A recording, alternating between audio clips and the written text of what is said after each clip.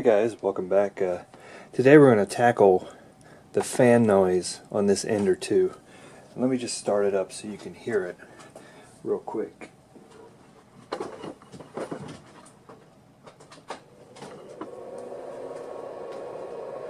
Now listen carefully and you'll hear.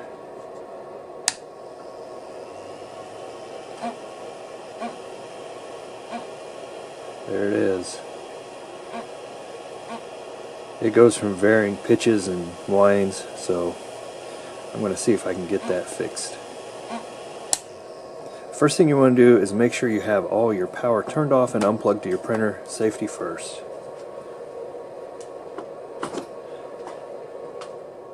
Now that the power's down, you're going to want to make sure you loosen these 3 screws right here. I've already done that, because when you loosen it, you can just pull the top off. Now there are a few wires connected here, but you can just set this down to the side. Right here is our troubled fan. We're going to remove these 4 screws, pull the wire out of this that goes down to the board, and swap this out with this fan. One thing I forgot to mention, guys, is these screws, those are the Allen wrenches that came with your Ender 2 tool set. So you should have all the tools you need to take this apart. This looks like it might be a Phillips drive, so we'll use a Phillips screwdriver to get that out. Okay guys, let's see if we can get into this wired mess. Right here's our fan, and right here's our wires, and they run into this little loop right here, loop around, and they come back. It's going to be tough to see. And they come back to this second pin back here, second set of pins. So here's the front one, and it's the one behind that one that we're going to want to pull out and put into place for our new fan. Pardon me. So we're going to trace that wire, pull it out of this bundle, pull it out of this spot right here, unscrew the fan, put the new one in, and we should be good. So I'll probably do that on fast speed, so if you have a question, leave a comment below.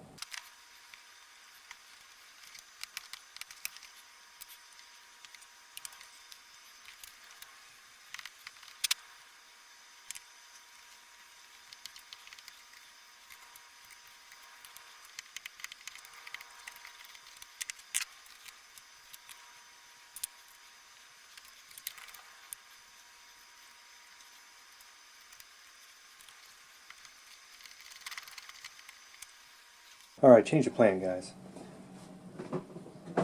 I can't get those pins to line up right, so I'm just going to go ahead and do a part swap on the wire ends. That's going to be the quickest way to get me up and back in printing. So I'm just going to strip these off, black to black, red to red, and plug this back up so I can get going.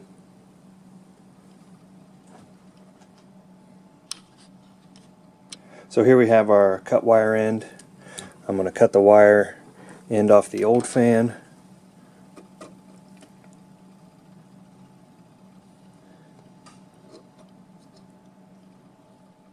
And we're going to put those together. Okay guys, I got the wire end stripped. I'm going to go ahead and put black to black and red to red. Splice those together. If you're doing this at home, you probably want to solder those just to make sure you get a good connection. Right now I'm going to twist them for sake of making the video speedier, and then I'm going to tape those up with electrical tape, plug it up, and make sure it works.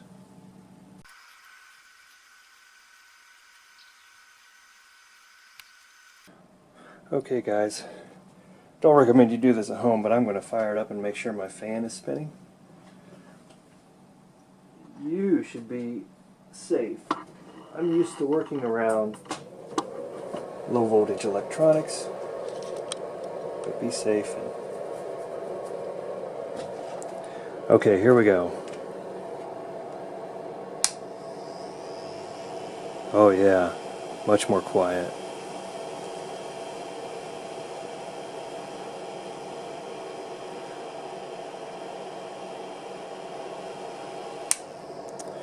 Okay, let's button it back up.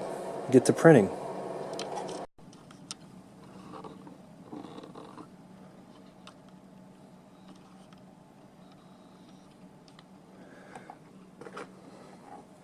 Okay guys, the key is to get those to spin back down, those long sleeve pieces, on top of those little bolts on the bottom. So that's going to be a challenge, is to get those lined up, but we'll get it. Again, patience.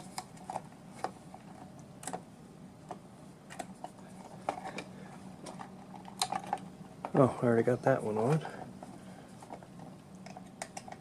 So I just need to go back around to these two, see if I can get something started.